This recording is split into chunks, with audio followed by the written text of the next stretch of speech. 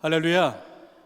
오늘 이렇게 귀한 주의 날에 함께 나와 주님께 영광 돌리는 모든 성도님들을 위해 하나님의 크신 사랑과 하나님께서만 주실 수 있는 큰 은혜가 가득하기를 주님의 이름으로 축복합니다. 우리 함께 좌와 뒤분들과 이렇게 인사할까요? 하나님께서 당신과 함께 하십니다. 같이 인사합시다. 하나님께서 당신과 함께 하십니다. 우리 앞을 보고 우리 믿음으로 손을 얹고 믿음의 손을 얹고 같이 고백해 봅시다. 하나님께서 늘 나와 함께 하십니다. 우리 같이 고백해 볼까요? 하나님께서 늘 나와 함께 하십니다. 아멘. 이 고백이 주님의 동행하심과 하늘의 문을 여는 열쇠가 되기를 축복합니다. 오늘은 교회가 교회되게 하소서라는 제목으로 말씀을 나눕니다. 이 말씀은 지난 수요일에 나눈 말씀의 확장입니다. 사순절을 보내고 있는 우리에게 너무나 중요한 말씀이기 때문에 우리 함께 다시 한번 나누어 보고자 합니다. 그래서 오늘은 교회에 대해서, 이 사순절을 보내는 우리가 교회에 대해서 다시 한번 생각하는 시간을 갖고자 합니다. 여러분에게 있어서 교회는 무엇입니까? 우리가 살아가는 이 땅에는 참 수많은 교회가 있습니다. 우리 밤에 보면 우리 빨간색 십자가, 흰색 십자가, 이런 교회들이 참 많이 보이죠. 우리 삶 가까이에는 늘 교회가 있죠. 그래서 우리는 익숙하게 교회를 바라봅니다. 그러한 교회를 여러분은 지금 어떻게 바라보고 계시냐라는 거죠. 오늘날 이 사회에서는 교회를 떠올릴 때에 가장 먼저 생각하는 것은 건물입니다. 그리고 십자가죠. 밖에 보이는 십자가를 말합니다. 그리고 사람들이 모이는 장면을 많이 떠올립니다. 즉 눈에 보이는 것이 지금 사회에서의 사람들의 인식이 바로 이 교회, 눈에 보이는 것이 교회입니다. 그래서 교회도 어느새 무엇을 위해 존재하는가 보다 얼마나 크고 얼마나 많은 사람이 그리고 무엇을 가졌는가로 판단하기가 쉬워졌습니다. 심지어 교회 안에 있는 우리도 어느새 그런 시선으로 교회를 바라보기도 합니다. 그래서 어떤 사람들은 이것이 비단 나쁘다 옳다라기보다는 교회를 선택할 때에 이제는 많은 교회를 돌아봅니다. 그리고 유튜브를 찾아보고 예배 분위기를 보고 이제 나랑 맞겠다 할 때에 그때 가기도 하죠. 그렇다면 여러분의 생각은 어떻습니까? 여러분에게 있어서 교회는 어떤 이미지이며 어떤 존재입니까? 교회의 본래 본질적인 의미는 예수님의 복음을 받은 사랑, 예수님의 십자가 사랑을 받은 백성, 예수님의 생명으로 새 사람이 된 주의 자녀를 뜻합니다. 그리고 그의 주의 자녀들이 모인 공동체가 바로 교회이죠. 그렇기 때문에 교회는 모이는 장소를 넘어서 주님의 사랑에 감사하며 예배로서 하나님께 영광 돌리고 말씀으로 다시 세워지며 사랑으로 복음을 흘려보내는 공동체가 되어야 합니다. 교회는요, 사람이 만드는 공간이 아니라 하나님께서 세우시는 가장 은혜의 증거가 되어야 한다라는 것입니다. 교회를 바라볼 때에 건물도 중요하죠. 프로그램도 중요합니다. 우리의 열심 또한 중요합니다. 그러나 그보다 먼저가 되어야 할 것은 하나님께서 복음으로 한 사람의 심령을 만드시고 그 심령들이 함께 모여 공동체를 이루는 것, 그것이 그 손길이 먼저가 되어야 한다라는 겁니다. 사랑하는 여러분, 그래서 교회는요, 결국 무엇을 가졌냐로 증명되지 않고 그곳에 하나님의 손길과 하나님의 뜻이 어떻게 있는가로 교회가 교회되는 그 모습이 바뀌게 된다라는 거죠. 오늘 본문에 기록하고 있는 데살로니가 교회가 그러한 우리가 닮아가야 할 교회의 표본의 모습을 갖고 있습니다. 본문에서 바울이 말하는 데살로니가 교회를 보면요, 정말 얼마나 아름답고 놀라운 역사가 있었는지를 알 수가 있습니다. 7절을 보면요, 바울은 이 데살로니가 교회를 향해서 이렇게 표현을 합니다. 모든 자의 본이 되었느니라 라고 표현을 합니다. 그 어떤 표현보다도 놀라운 말씀이죠. 모든 믿는 자의 본이 되었다. 이 교회는 그 누가 봐도 이 믿는 사람의 본, 표본이 되었다라고 선포하고 있습니다. 이 교회는요, 당시 초대교회들뿐만 아니라 먼저 세워진 초대교회들뿐만 아니라 세상 속에서 믿는 자들의 본으로 서게 되었다라는 겁니다. 말과 형식이 아니라 삶으로 복음을 역사를 일으키는 교회가 바로 오늘 본문에 기록하고 있는 데살로니가 교회입니다. 그런데요, 여기서 우리가 기억해야 될 중요한 사실이 있는데, 그것은 데살로니가 교회가 처음부터 이러한 본이 되는 교회, 모든 것을 다 갖춘 교회는 아니었다라는 사실입니다. 본래 데살로니가 지역은요, 우상의 숭배와 세상의 문화가 깊게 자리 잡은 곳이었습니다. 이미 죄가 정답으로 세워진 지역, 이미 우상이 신으로 세워져 있는 오래된 그 뿌리가 박혀 있는 지역이었습니다. 그렇기 때문에 복음이 전파된다라는 것은요, 너무나 어려운 것이었습니다. 오히려 불가능이라는 표현을 쓸 수밖에 없는 자리였습니다. 그러나 그럼에도 불구하고 그곳에 하나님의 교회가, 모든 믿는 자의 본이 되는 교회가 세워졌다라는 겁니다. 그렇다면 사랑하는 여러분, 이 교회를 세우는 그 원동력은 무엇이었을까요? 무엇이 그들의 믿음을 무너지지 않게 붙들었고, 그 무엇이 그들의 공동체를 교회답게, 교회가 교회되게 세울 수 있었던 것일까요? 오늘은 바로 이 질문 앞에 서서 교회가 교회되게 하는 그 말씀을 나누어 보고자 합니다. 분명 이 말씀들은요, 여러분들이 이미 알고 있는 말씀들일 겁니다. 그러나 이 시간에 이 사순절을 보내면서 그 말씀을 통하여 다시금 교회를 바라보고 나의 믿음을 점검하면서 이 시간에 하나님께서 우리를 어떤 교회를 세우시기를 원하는지 바라보는 시간이 되시기를 바랍니다. 그리고 나아가 이 말씀 앞에서 온전한 교회, 교회가 교회되게 되는 그 교회를 꿈꾸면서 나아가는 저와 여러분 되기를 주님의 이름으로 축복합니다.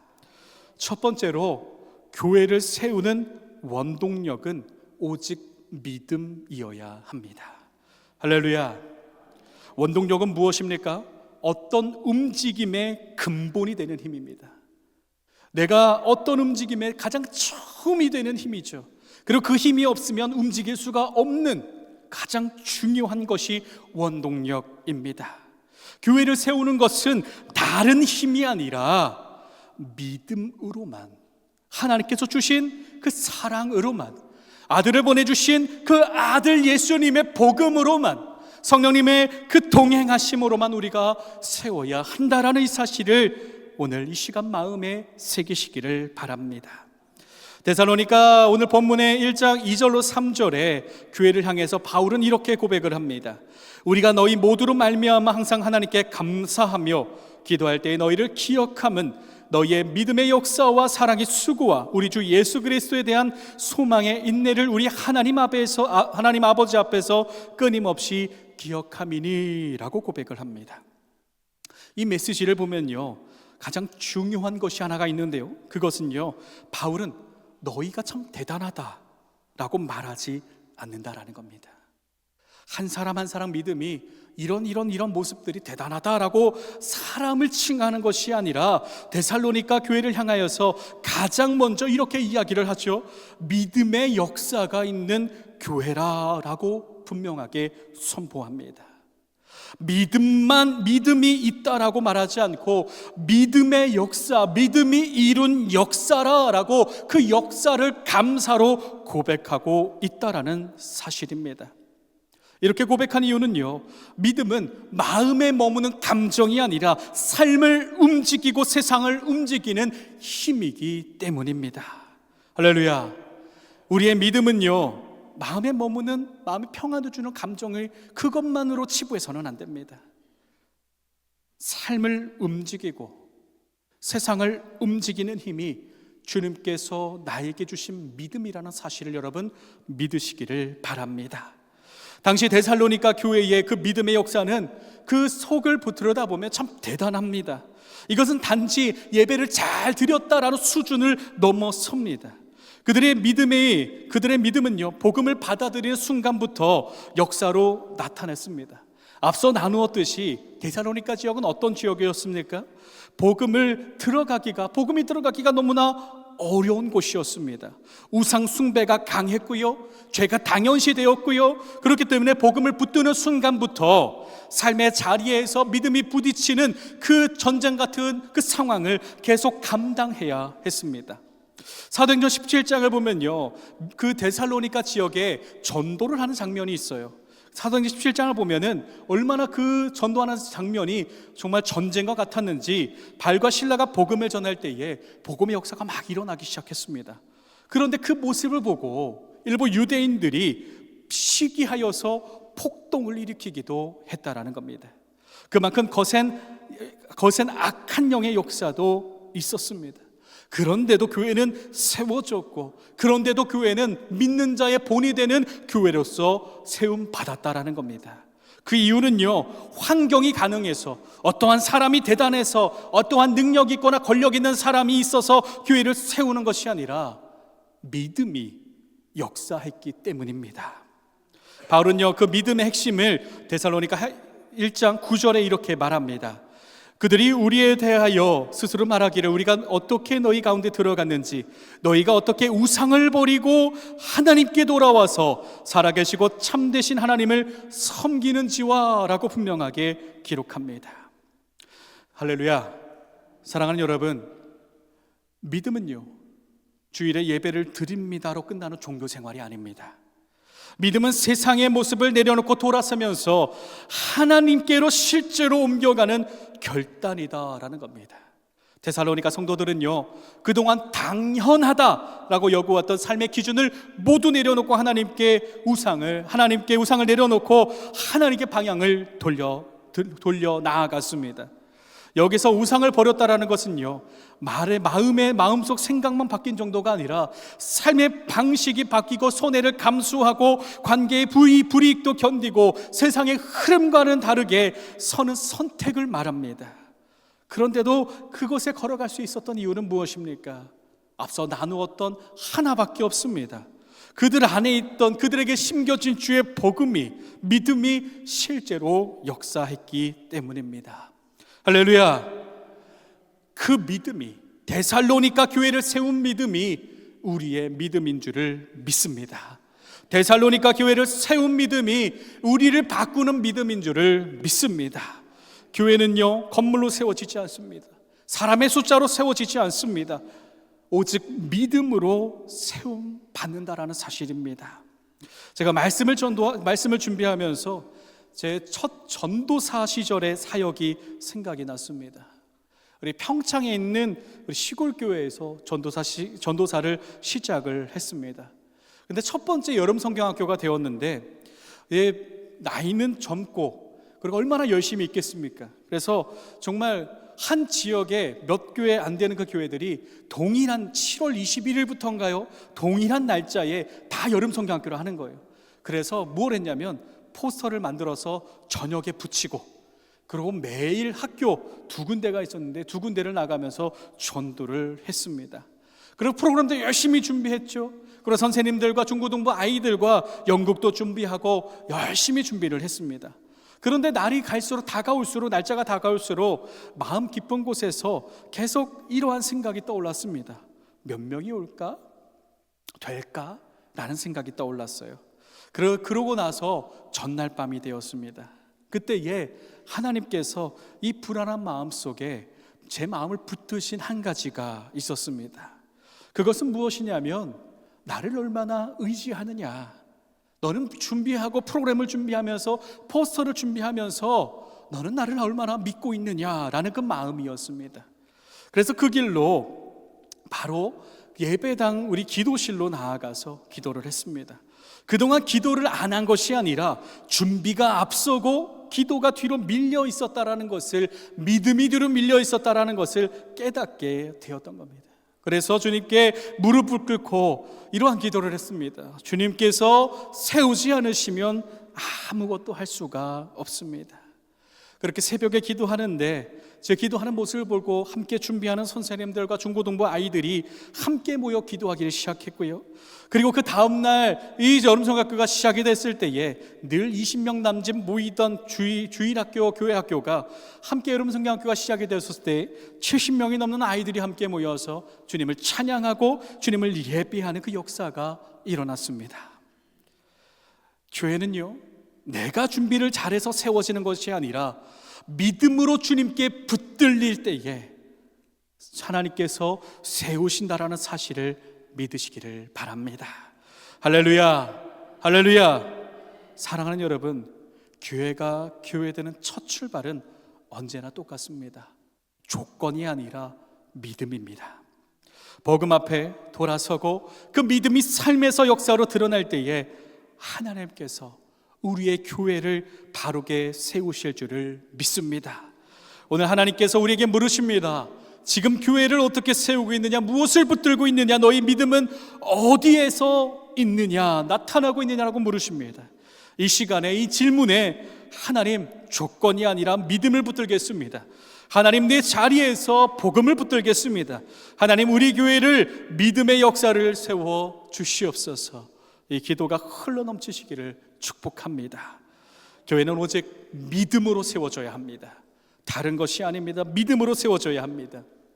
이 믿음의 출발이 우리 홍천중앙교회 가운데 다시 일어나 하나님께서 교회를 교회되게 하시는 역사가 시작되기를 주님의 이름으로 축원합니다. 그렇게 두 번째로 우리가 기억해야 될 사실은요, 우리의 믿음이 함께 걸을 때에 교회가 교회 된다라는 사실입니다. 우리 함께 읽어볼까요? 시작. 우리의 믿음이 함께 걸을 때 교회가 교회 됩니다. 할렐루야. 하나님을 붙드는 그 믿음들은 이제는 합하여져야 한다라는 겁니다. 우리의 믿음이 모이면 불가능해 보이는 이 시대에서도 새로운 복음의 역사, 회복의 역사, 위로의 역사가, 축복의 역사, 부흥의 역사가 일어난다라는 사실을 믿음으로, 아멘으로 고백하시기를 주님의 이름으로 축복합니다. 여러분, 이 믿음의 역사가, 이 믿음의 역사가 되는 이 말씀, 여러분 어떻게 들리십니까? 우리는 종종 믿음의 역사를 어느 특별한 한 사람의 믿음, 어떠한 큰 일을 행했던 그 사람들의 행적들로 이해할 때가 있습니다. 그러면서 자연스럽게 마음에 이런 마음이 들죠. 내 믿음이 얼마나 교회를 세우겠나? 내가 무엇을 할 수 있겠나? 내 믿음이 얼마나 부흥의 역사를, 이 교회를 역사를 다시 쓰겠는가 하는 마음이 떠오를 때도 있죠. 그런데요, 사랑하는 여러분, 교회를 세우는 역사는요, 특별한 몇몇 사람들의 믿음이 모여서 되는 것은 아니다라는 사실입니다.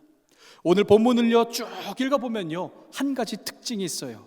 그것은 바울이 교회를 칭찬하며 감사의 고백을 할 때에 어느 특정한 사람을 말하지 않는다라는 겁니다. 데살로니가 교회를 세운 지도자, 말씀을 특출나게 잘 가르치는 사람, 어떠한 선생, 어떠한 섬기는 사람 등 그 누구도 언급하지 않습니다. 그리고 심지어 이 교회를 세운, 복음을 전한 바울도 자신조차 내가 이 교회를 세웠다라고 드러내지 않습니다. 단지 이렇게 표현을 합니다.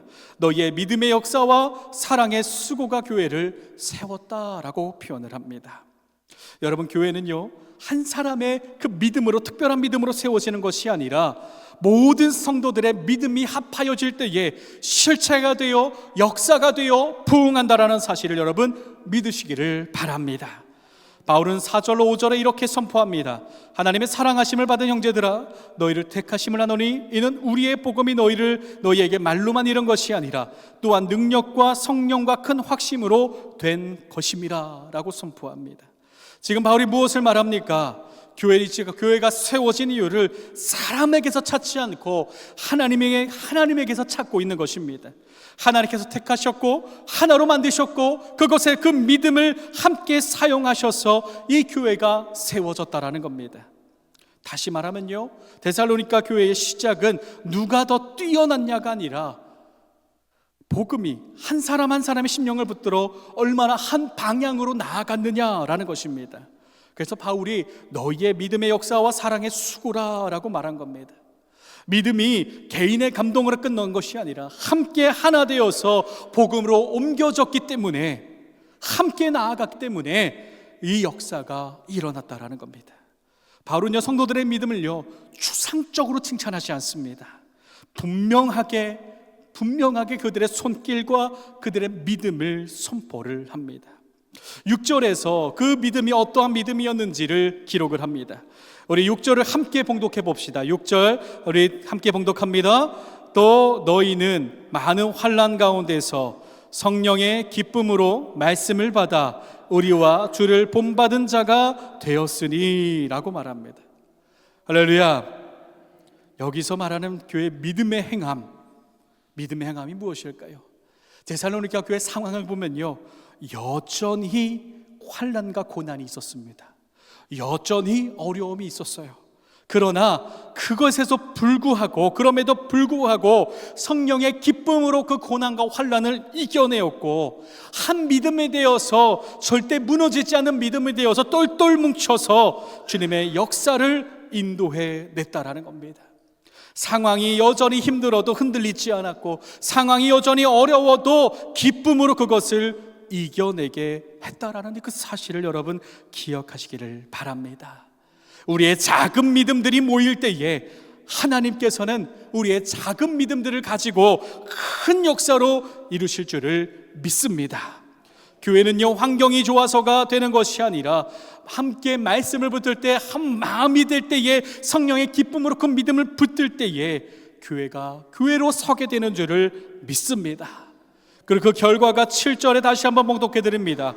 그러므로 너희가 마게도냐와 아가야에 있는 모든 믿는 자의 본이 되었느니라. 여러분, 교회의 목표는 커지는 것이 아니라 믿음의 본이 되는 겁니다.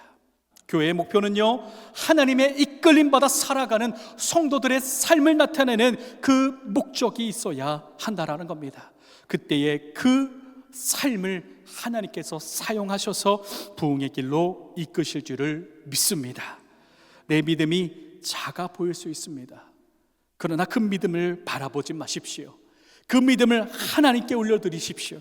그때 하나님께서 그 믿음을 바라보시고 하나님께서 사용하실 줄 믿습니다.